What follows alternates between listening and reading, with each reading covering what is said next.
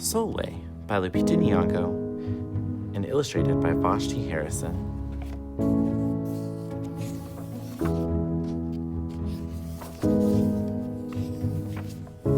Sulwe was born the color of midnight. She looked nothing like her family, not even a little, not even at all. Mama was the color of dawn, Baba the color of dusk, and Mish, her sister, was the color of high noon. Hardly anyone at school looked like Sulwe either. People gave her sister Mish pet names like Sunshine and Ray and Beauty. People gave Sulwe names like Blackie and Darky and Night. Sulwe felt hurt every time, so she hid away while her sister made lots of friends. Sulwe dreamed of being the same color as her sister. She wanted real friends too.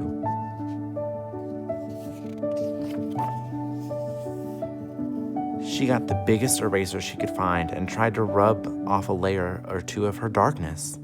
That hurt. She crept into Mama's room and helped herself to her makeup. Oh no, she would hear about this from Mama. Sulwe decided to work from the inside out and ate only the lightest, brightest foods. With a stomach ache, she went to bed early and turned to God for a miracle. Dear Lord, why do I look like midnight when my mother looks like dawn? Please make me as fair as the parents I'm from. I want to be beautiful, not just to pretend. I want to have daylight. I want to have friends. If you hear me, Lord, and would like to comply, may I wake up as bright as the sun in the sky. Amen. When Mama came in to wake her for school the next morning, Sulwe rose to find not a trace of daylight in her midnight skin. Sulwe told Mama everything. Mama asked, "What is your name?" "Sulwe," she muttered. "And what does it mean?" "Star," Sulwe whispered. Brightness is not in your skin, my love. Brightness is just who you are. As for beauty, Mama said, rubbing Sulwe's stomach, the way she always did to comfort her, you are beautiful. Sulwe sighed. Well, you are beautiful to me, but you can't rely on what you look like to make you feel beautiful, my sweet. Real beauty comes from your mind and your heart. It begins with how you see yourself, not how others see you. Now, up you get and out you go. How could she, as dark as she was, have brightness in her? How could she have beauty when no one but her mother seemed to see it? How could she be a star? That night, a shooting star appeared at Sulwe's window. "The night sent me," the star said.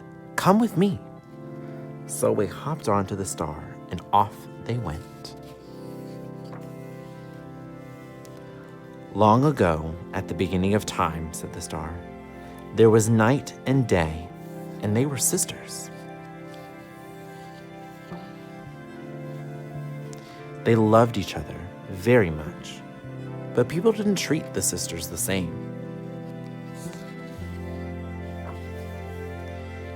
Lovely, nice, pretty. People gave Day pet names like Lovely, Nice, and Pretty. People gave Night names like Scary and Bad and Ugly. She felt hurt every time. Well, Night got fed up and walked right off the earth. Day stayed behind and enjoyed making everybody happy in the sun. But then, Day grew too long. Day began to really miss her sister. So did everybody else. There had to be a way to get her back. Day set off to find Night, and she did. "I miss you," said Day. "I miss you too," said Night. "But you don't know what it's like to be treated badly for being dark." "You're right, I don't," Day replied. "But what I do know is that we need you just the way you are. Come and see." Night returned, and the people rejoiced. We need the darkest night to get the deepest rest. We need you so that we can grow and dream and keep our secrets to ourselves. The stars chimed in. Brightness isn't just for daylight. Light comes in all colors, and some light can only be seen in the dark. While day had a golden glow, with night everything had a silver sheen, elegant and fine.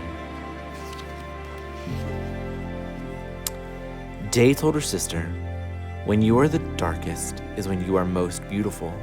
It's when you are most you. Could it be that night did not need to change? Not even a little? Not even at all? Now that night and day were back together, a little bit of night returned to day in the form of shadows, and a little bit of day returned to night in the form of moonlight. They were inseparable from that moment on, and promised to celebrate the brightness in each other, whether people chose to see it or not.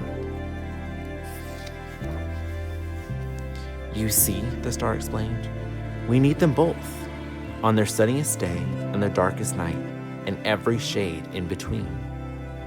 Together, they make the world we know, light and dark, strong and beautiful. Sulwe rose the next morning beaming. There would be no hiding anymore. She belonged out in the world, dark and beautiful, bright and strong. And if she ever needed a reminder of her brightness, she could look up at the sky on the darkest night to see for herself.